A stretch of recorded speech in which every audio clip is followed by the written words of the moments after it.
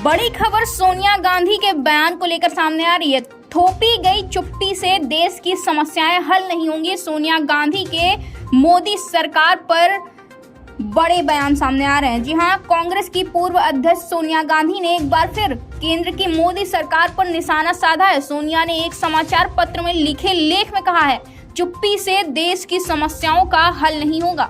सोनिया ने कहा है, भारत के लोगों ने यह सीख लिया है, जब आज की स्थिति को समझने की बात आती है तो प्रधानमंत्री नरेंद्र मोदी की हरकतें उनके शब्दों से कहीं अधिक जोर से बोलती हैं।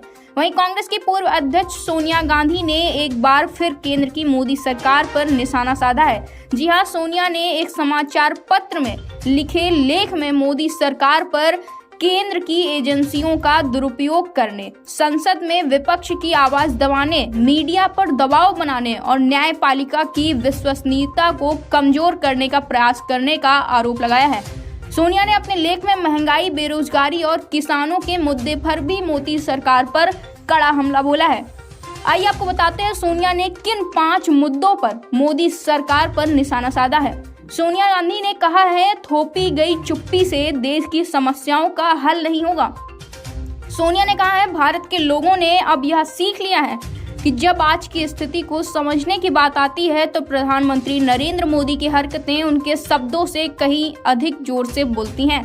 वहीं सोनिया गांधी ने लिखा है, पिछले महीनों में हमने देखा कि प्रधानमंत्री और उनकी सरकार लोकतंत्र के सभी 3 स्तंभों विधायिका, कार्यपालिका और न्यायपालिका को व्यवस्थित रूप से ध्वस्त कर रही हैं। उनके कामों से लोकतंत्र और लोकतांत्रिक जवाबदेही के लिए तिरस्कार का प्रदर्शन होता है।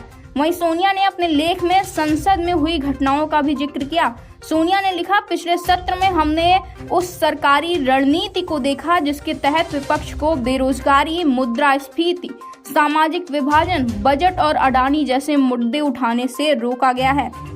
बता दें, सोनिया गांधी ने मोदी सरकार द्वारा सीबीआई और ईडी का दुरुपयोग जारी है।